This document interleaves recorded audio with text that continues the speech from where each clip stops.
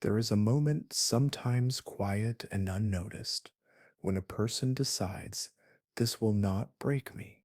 That doesn't happen in the light of triumph, but in the shadows of loss. Maybe it's the day you hear news that changes your life forever. Maybe it's the moment you realize the person you loved will never return. Or maybe it's not a single event at all, but the slow erosion of your peace by daily frustrations, betrayals, and disappointments. Most people break here, not all at once, but in small pieces. They grow bitter, resentful, anxious. They let the world's chaos dictate the shape of their soul. But a rare few remain unshaken, not because the storm avoids them, but because they have learned the art of standing in the storm without losing their footing. This is the heart of Stoicism, an ancient philosophy born in the streets of Athens over 2,000 years ago. Men like Epictetus, a former slave, and Marcus Aurelius, a Roman emperor, lived worlds apart in status, yet both faced immense hardship. They discovered the same truth: you cannot control the world, but you can master your mind, and in doing so, you become undefeatable. The Stoics were not cold, emotionless statues, as some imagine. They felt deeply, but they had a way of meeting life's brutality without collapsing under it. They saw pain, injustice, and uncertainty not as enemies to destroy, but as teachers to learn from. In this video, we will walk with them. We will uncover 6 core insights drawn from ancient wisdom and modern psychology that can reshape the way you meet every challenge. These are not abstract theories, they are living practices. Each one is like a weapon and a shield forged in the fires of adversity. By the end, you will not just understand Stoicism, you will feel it in your bones. And perhaps when life's next storm rises, you will know how to stand without fear. Imagine standing on a dock as the ocean turns violent. The wind cuts through you like glass. The sky grows dark, and the water begins to rage. You clutch the rail and feel a deep instinctive urge: control this. But no matter how tightly you grip, the waves do not obey you. This is how most of us live, constantly wrestling with forces far beyond our control: the economy, the behavior of others, the outcomes of our plans, even the state of our own health. We act as if the sheer force of our anxiety could bend reality to our will. Epictetus knew this struggle intimately. Born into slavery in the Roman Empire, he had no power over his status, his freedom, or even his physical body. He walked with a limp from an injury inflicted by his master, and yet he discovered a paradox. While the external world is vast and untamable, there exists a small, inviolable realm of power that no one can take from you: your own mind, your own choice, your own response. He framed it in the simplest of terms: some things are in our control and others not. It sounds obvious until you realize how much of your emotional suffering comes from trying to control the wrong half of that equation. We demand that people behave as we want. We cling to outcomes that reality refuses to grant. We rage against storms that were never ours to command. The Stoic shift is radical. Stop waging war on the parts of life you cannot command. Redirect that energy into mastering your response. This is not passivity. It is the most active, strategic use of your power. Modern psychology echoes this in the concept of locus of control. People who anchor their sense of agency in their own actions rather than in external events consistently show greater resilience and emotional stability.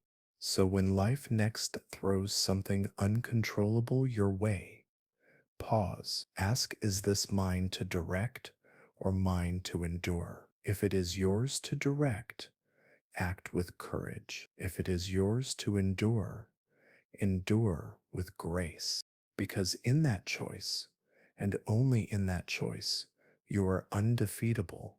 In the dead of night, Marcus Aurelius, Emperor of Rome, would sit alone, writing to himself in a leather bound journal. He was surrounded by the weight of empire, endless petitions, political intrigue, news of wars at the frontiers. And yet, in these private pages, his concern was not merely the fate of Rome, but the fate of his own mind.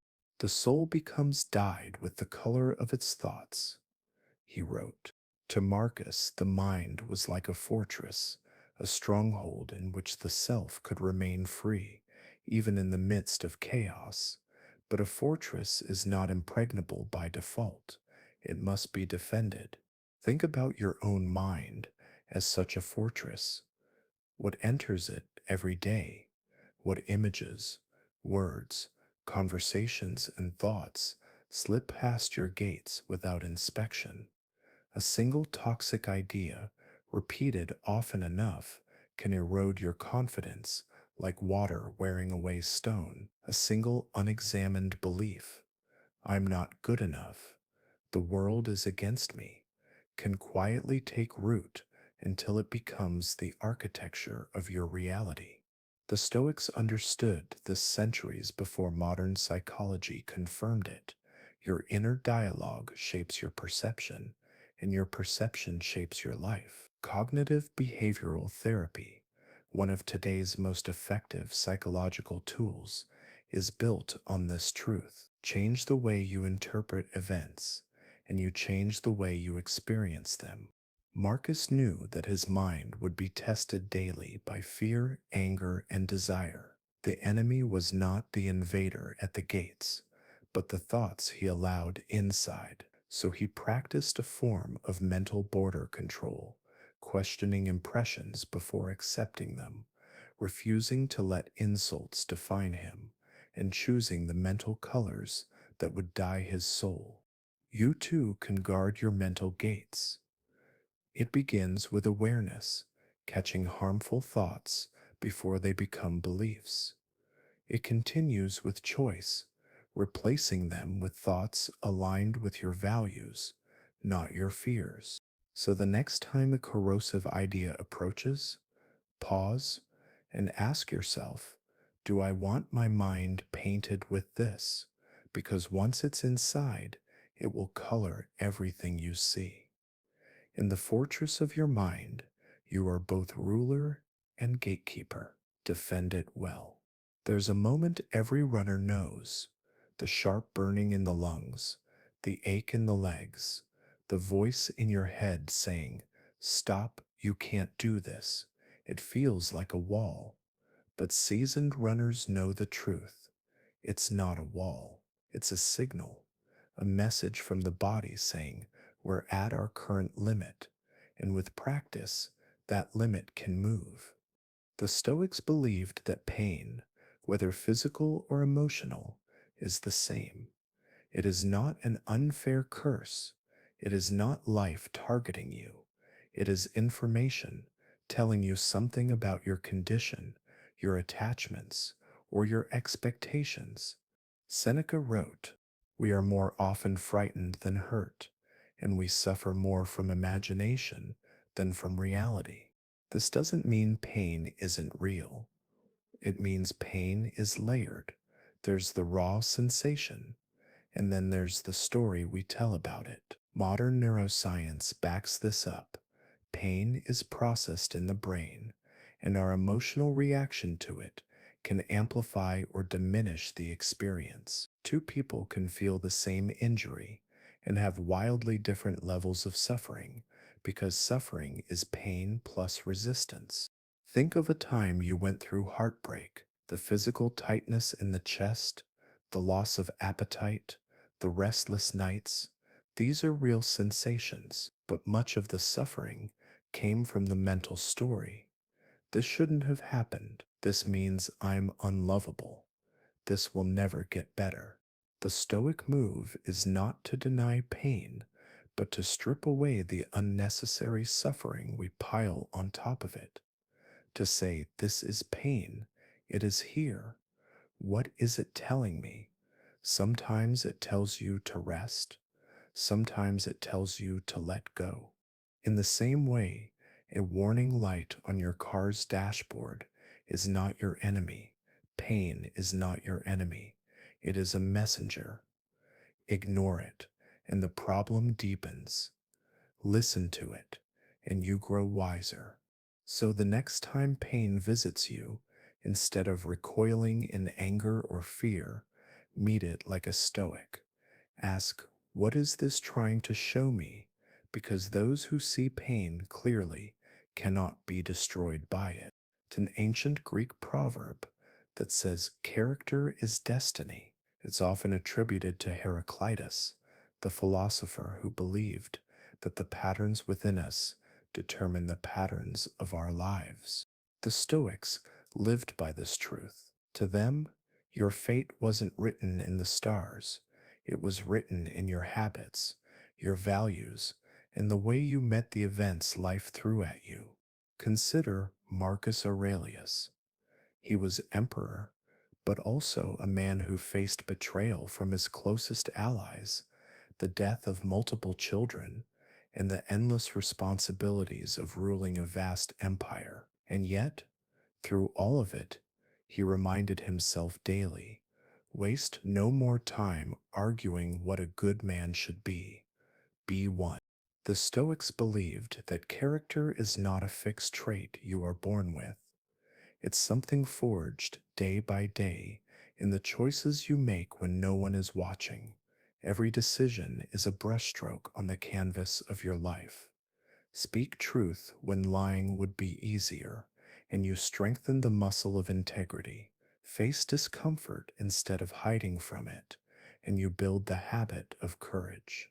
Modern psychology calls this self regulation, the ability to align your actions with your long term values instead of your short term impulses. Studies show that this capacity is one of the strongest predictors of success and life satisfaction. In other words, discipline, not luck, shapes your future. But here's the quiet danger. You are always building your character, whether you mean to or not. Every compromise, every act of cowardice, every moment of selfishness, they too leave their mark. Fate is not just what happens to you, fate is what you slowly become. So the question is not, what will happen to me?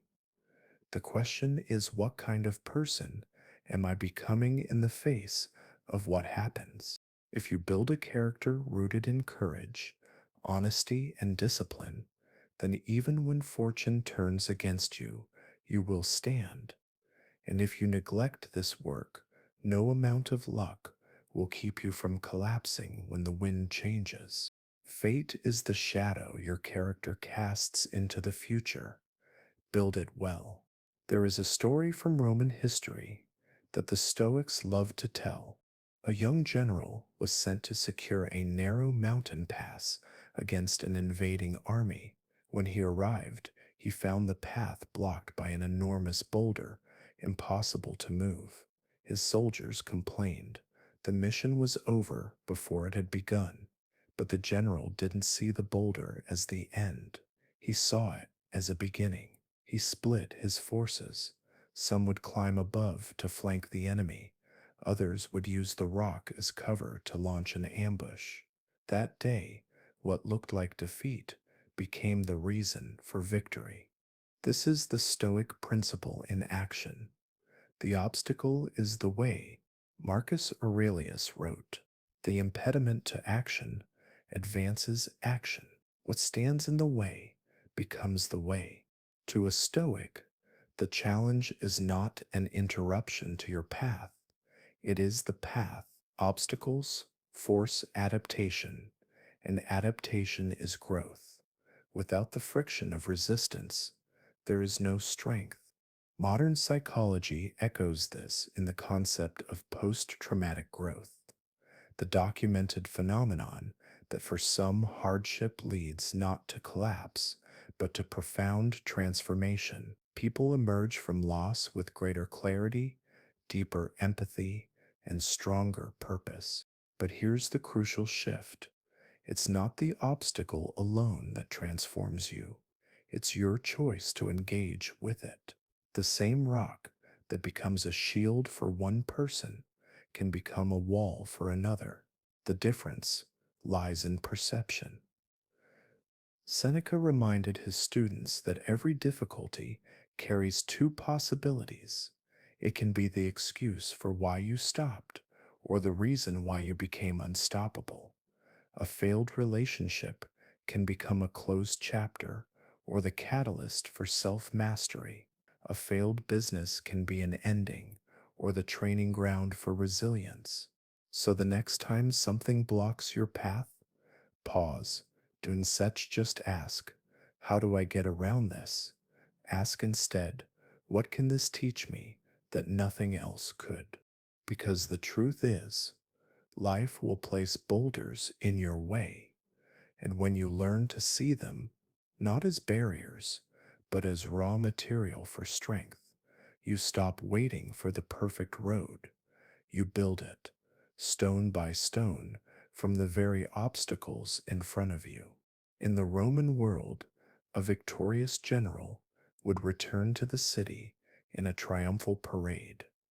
Chariots, soldiers, gold, cheering crowds. But standing in the chariot with him, close enough to whisper, was a servant, and as the people roared, the servant would murmur into his ear, Memento mori, remember you will die.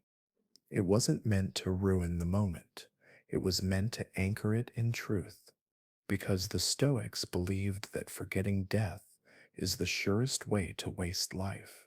Marcus Aurelius wrote to himself, you could leave life right now. Let that determine what you do and say and think. This isn't a call to despair, it's a call to clarity.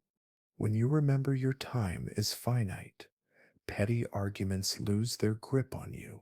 The approval of strangers feels weightless. The urge to delay what matters weakens. You see that every conversation, every sunrise, every chance to love and to create is not guaranteed. Modern psychology confirms what the Stoics intuited: awareness of mortality can lead to a mortality salience effect, where people reevaluate their priorities, often shifting toward meaning, connection, and legacy. Think about it. How many of your days have been lost to things that will mean nothing at the end? The mindless scrolling, the grudges, the avoidance of dreams because of fear. When you hold death close, these distractions start to fall away. Seneca wrote letters to friends, reminding them that life is long enough if you use it well. The tragedy is not that life is short, but that we waste so much of it as if it were endless. Memento mori is not an invitation to live recklessly, it's an invitation to live deliberately, to speak the truth you've been holding back, to forgive someone today, not someday, to take the first step toward the thing you know you're meant to build before the chance slips away. When you truly remember you will die, you stop trying to be invincible in the eyes of the world and you start living in a way that makes you undefeatable in your own. We began with a question: how does a person become undefeatable?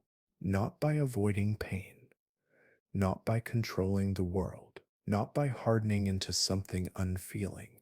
The Stoics knew the answer. You become undefeatable by mastering the only thing you truly command yourself. Epictetus taught us to see the line between what is ours to control and what is not, and to anchor our energy on the right side of that line. Marcus Aurelius reminded us that our mind is a fortress, one we must guard with vigilance.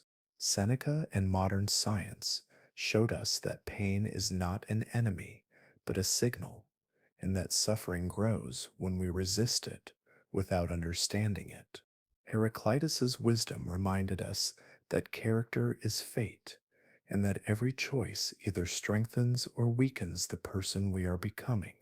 The principle of the obstacle is the way revealed that the very things we resist most may be the ones that shape us most deeply. And memento mori, remember you will die, stripped away the illusion that we have forever, pushing us to live with urgency and meaning. 6 insights, 6 tools, 6 ways to stand in the storm without being broken by it. The Stoics were not immune to hardship.